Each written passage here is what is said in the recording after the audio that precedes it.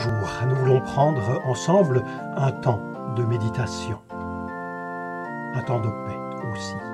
Malgré les circonstances que nous traversons, nous croyons en Dieu et nous disons avec le psalmiste « Ô Dieu, j'élève mon âme à toi, mon Dieu, je mets en toi ma confiance ». Les calendriers de lecture biblique nous invitent en ce dimanche à lire un texte dans un livre très particulier de la Bible, celui de Job. Ce livre parle de la souffrance et du mal. Nous voulons ici juste un peu réfléchir sur ce thème, dire quelques paroles sur la souffrance et le mal. Dans le contexte pandémique que nous traversons, le livre de Job prend peut-être une actualité toute particulière. Nous en dirons plus. Plus tard, nous voulons entrer dans ce moment de recueillement en partageant le psaume 147. Chantez les louanges du Seigneur. C'est une bonne chose de chanter notre Dieu. Le Seigneur guérit ceux qui ont le cœur brisé et il soigne leurs blessures. Notre Seigneur est grand et très puissant. Son intelligence n'a pas de limite. Le Seigneur relève les malheureux. Remerciez le Seigneur en chantant. Jouez pour notre Dieu sur la cithare. C'est lui qui couvre le ciel de nuages. Il prépare la pluie pour la terre. Il fait pousser l'herbe sur les montagnes. Ce n'est pas la force du cheval qui lui plaît, ni les exploits du coureur, mais les gens qui le respectent, qui comptent sur son amour. Voilà ceux qui lui plaisent.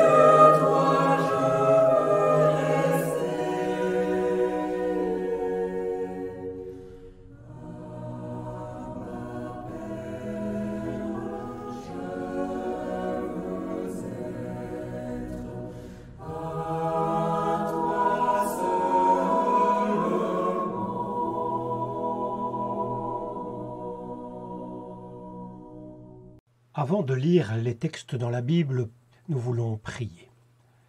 Ô Dieu, nous voulons te bénir pour tout ce que tu nous as déjà donné.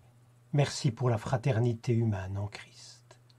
Nous te bénissons pour ta parole vivante, lumière, nourriture et vie que ton amour nous donne. Nous te bénissons pour cet être nouveau que tu fais naître en nous un peu plus chaque jour. Et grâce à toi, nous pouvons enfin penser en vérité au monde qui nous entoure. Dans la louange et l'espérance, nous te prions, Seigneur.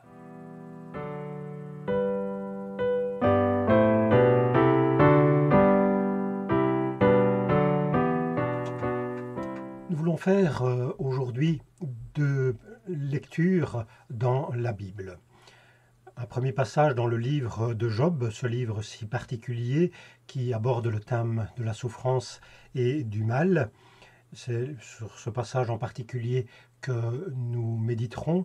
Mais je pense aussi qu'il nous faut entendre en parallèle à ce texte, cet autre texte de l'Évangile, dans l'Évangile de Marc, qui nous parle de l'attitude de Jésus lorsqu'il est lui-même confronté à la maladie, à ces malades qui viennent le trouver, ces malades et ces démoniaques, comme dit l'Évangile, qui viennent le trouver pour être délivrés. Nous lisons donc dans le livre de Job au chapitre 7 et ensuite dans l'Évangile de Marc au chapitre 1. Le temps de l'humain sur la terre n'est-il pas une corvée? Sa vie n'est-elle pas comme celle d'un ouvrier? Comme un serviteur soupire après l'ombre et comme un ouvrier attend sa paix, ce que j'ai en partage, ce sont des mois de misère. Ce que j'ai gagné ce sont des nuits de peine. Dès que je suis couché, je me dis « Quand me lèverai-je » La soirée n'en finit pas. Je suis envahi de cauchemars jusqu'au matin. Mon corps est couvert de vermine et de croûte. Ma peau écorchée n'est que plaie purulente. Ma vie passe plus vite que la navette d'un tisserand. À bout de fil, elle tire à sa fin. Souviens-toi que ma vie n'est qu'un souffle, que mes yeux ne verront plus le bonheur.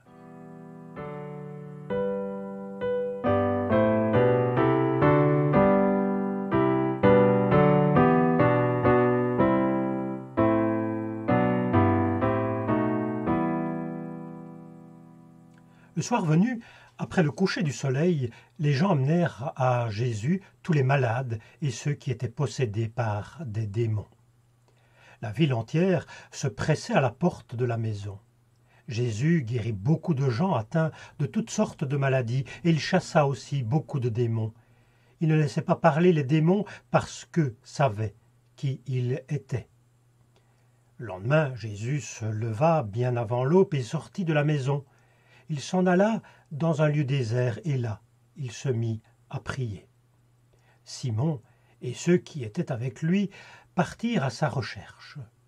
Quand ils le trouvèrent, ils lui dirent « Tout le monde te cherche !»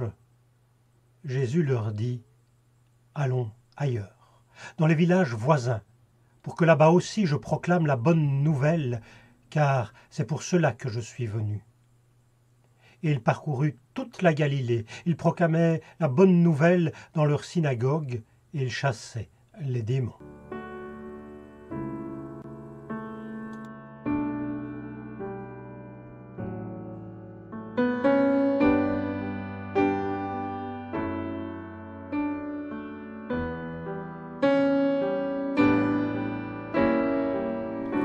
Quand j'ai vu tes mains guérir tant de malades, quand j'ai vu tes mains qui rompaient des pains pour nourrir tout autour de toi des milliers d'hommes, Seigneur, en retour, reçois mon amour. Seigneur, en retour, reçois mon amour. Quand j'ai vu tes pieds saigner de partout, quand j'ai vu tes pieds percés par la clou, pour sauver tout autour de toi des milliers d'hommes, Seigneur, en retour, reçois mon amour. Seigneur, en retour, reçois mon amour. Quand j'ai vu tes yeux pleins de pleurs, de larmes, quand j'ai vu tes yeux au regard d'amour, pardonner tout autour de toi des milliers d'hommes, Seigneur, en retour, reçois mon amour. Seigneur, en retour, reçois mon amour. Et quand j'ai vu ton corps tout meurtri de coups, quand j'ai vu ton corps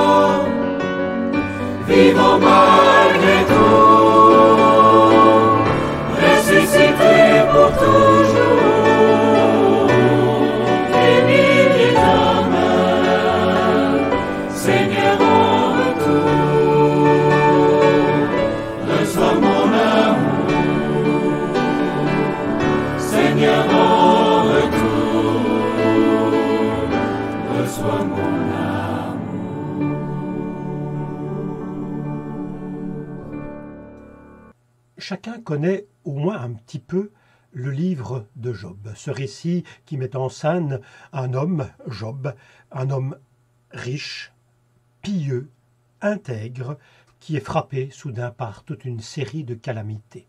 Le début et la toute fin d'ailleurs de livre, c'est un conte de type conte oriental, qui présente un dialogue entre Dieu et Satan au sujet de Job. Job est intègre, mais Satan veut prouver le contraire en lui envoyant toute une série de malheurs. Dieu le laisse faire, et Job, en fin de compte, triomphera de toutes les épreuves, de tous les malheurs qui l'accablent. Mais évidemment, ce conte n'est qu'un prétexte pour réfléchir sur le problème de la souffrance et du mal qui accable apparemment aveuglément l'humanité. Ici, ce qui arrive à Job est terrible, mais malgré les calamités qui vont tomber sur cet homme, il va garder sa confiance et sa relation dans sa foi à ce Dieu vivant. 4 amis, en fin de compte, 3 qui représentent un peu la sagesse orientale et un 4e au nom plus hébreu. Donc il y a Eliphaz, Bildad, Sophar, et puis le 4e c'est Eliou, viennent lui rendre visite alors qu'il est accablé de tous ses malheurs et qu'il se retrouve pour finir sur un tas de cendres à se gratter avec un tesson de poterie. Ils viennent lui rendre visite, ses amis, pour essayer de lui expliquer pourquoi tous ces malheurs tombent sur lui. Ils viennent lui dire que c'est parce qu'il a péché, en particulier orgueilleux, en proclamant sans arrêter qu'il est pieux, qu'il est intègre. On vient aussi lui expliquer pourquoi la souffrance peut être aussi source de pédagogie, source d'apprentissage. Mais Job rejette tout cela et continue invariablement à crier son intégrité.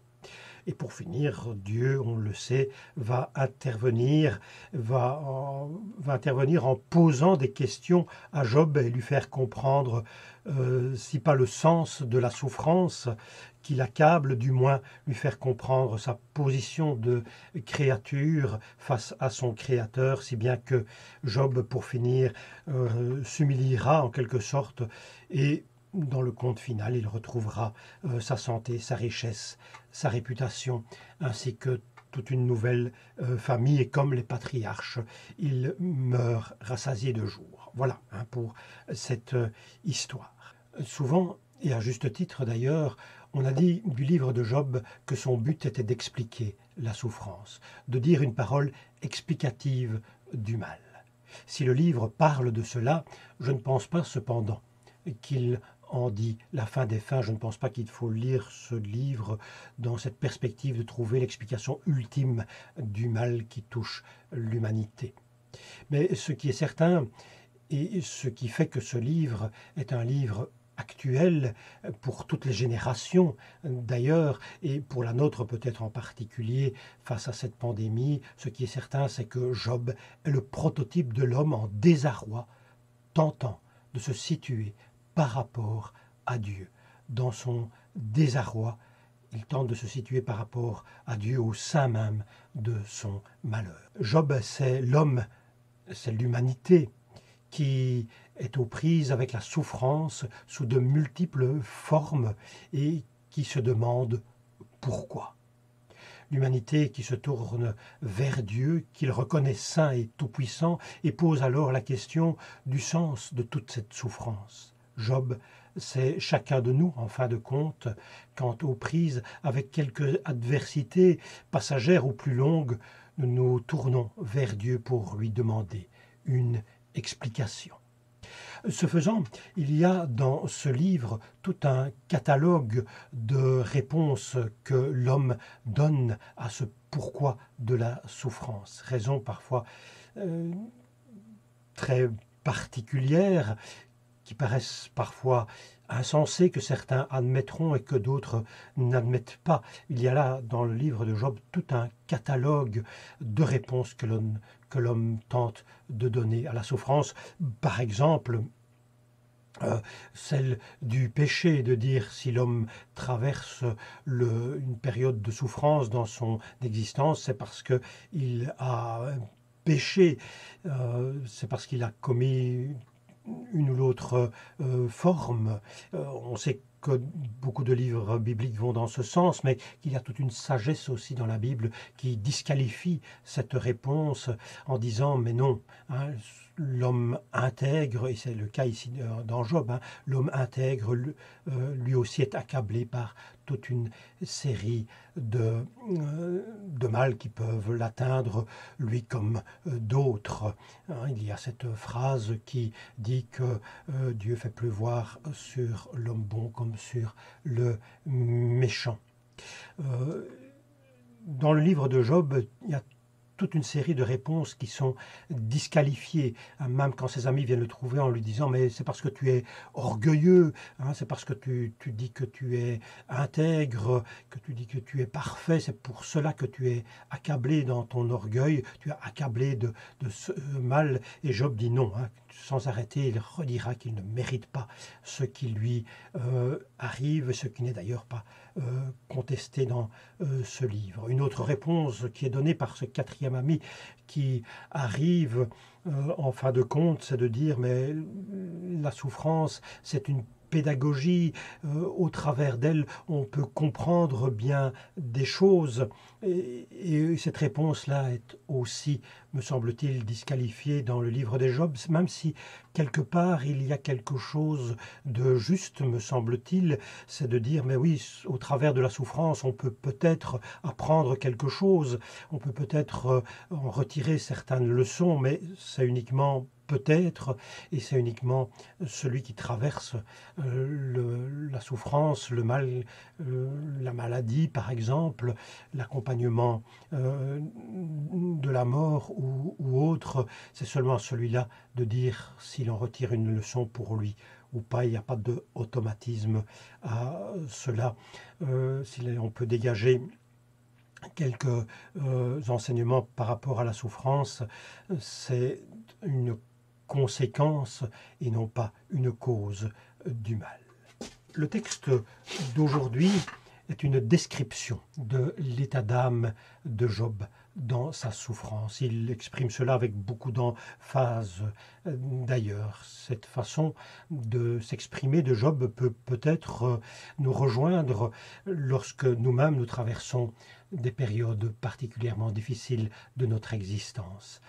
Il dit, entre autres, ainsi, j'ai pour partage des mois de douleur, j'ai pour mon lot des nuits de souffrance. Je me couche et je me dis, quand me lèverai-je? Quand finira la nuit? Et ainsi de suite, il continue à dire sa douleur profonde. Job dit sa souffrance ultime, mais aussi dira toujours son intégrité. Il reste pieux et intègre malgré tout ce qui lui arrive. Et à la fin du livre de Job, on trouve peut-être les réponses les plus valables face au mal. Et encore, ce ne sont pas des réponses pour expliquer le pourquoi, mais peut-être des réponses plus pour dire quelle est l'attitude que l'homme doit avoir par rapport à cette question du mal. Lisons les quelques premiers versets du chapitre 38. L'Éternel répondit à Job du milieu de la tempête et dit « Qui est celui qui obscurcit mes desseins par des discours sans intelligence? Saint terrain, comme un homme vaillant, je t'interrogerai et tu m'instruiras.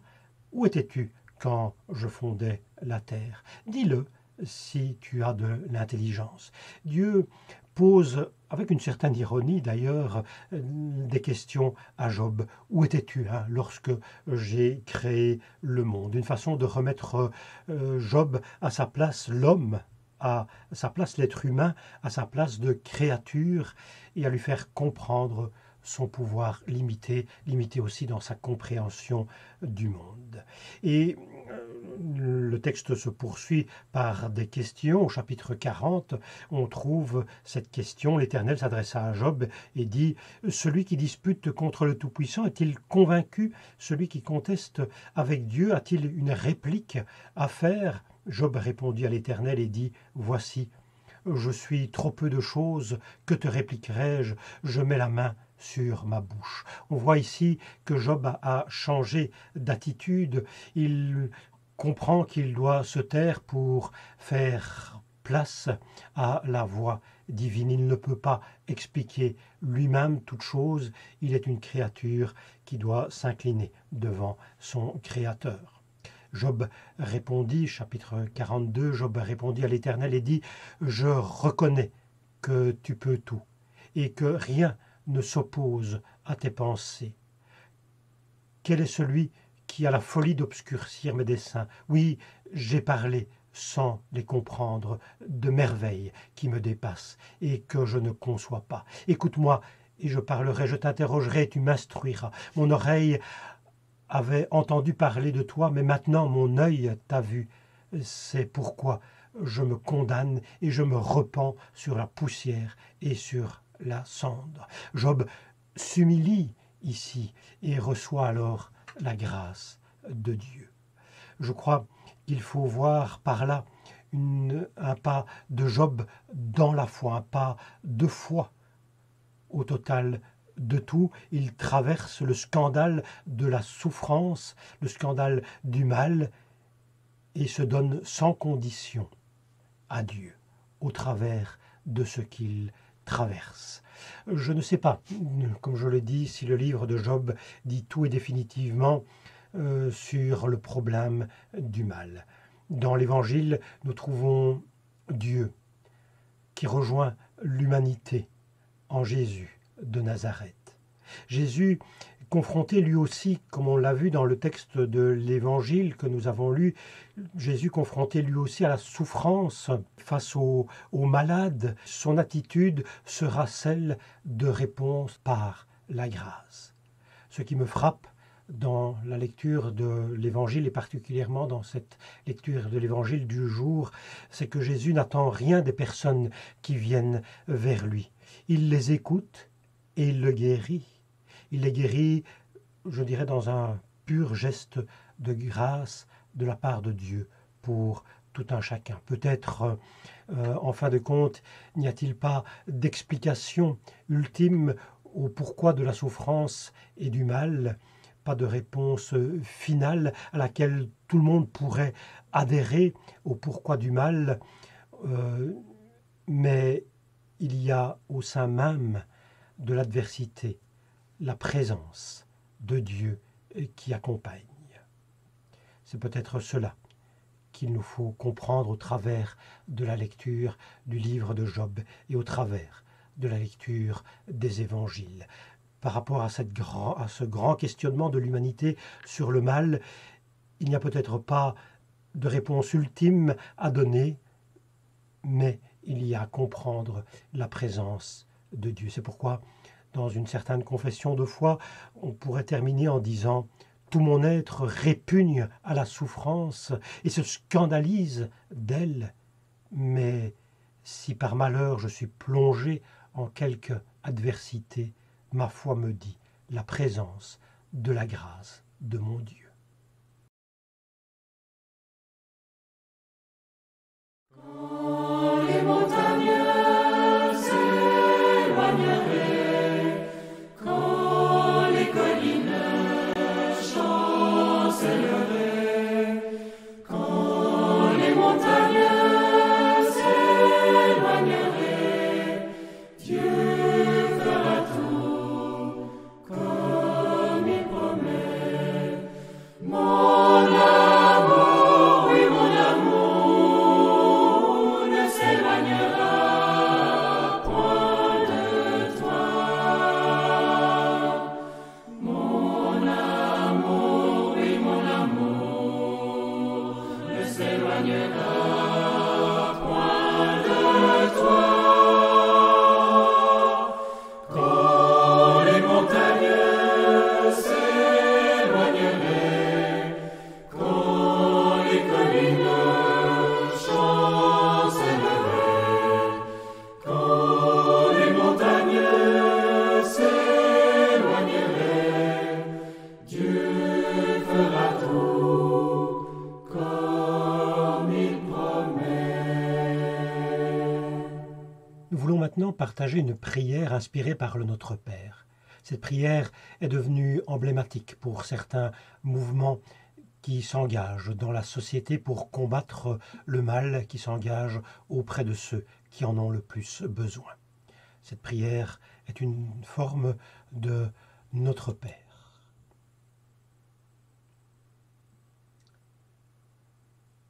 Notre Père, que ton nom retentisse si fort sur notre terre que nous reconnaissions ta présence parmi nous.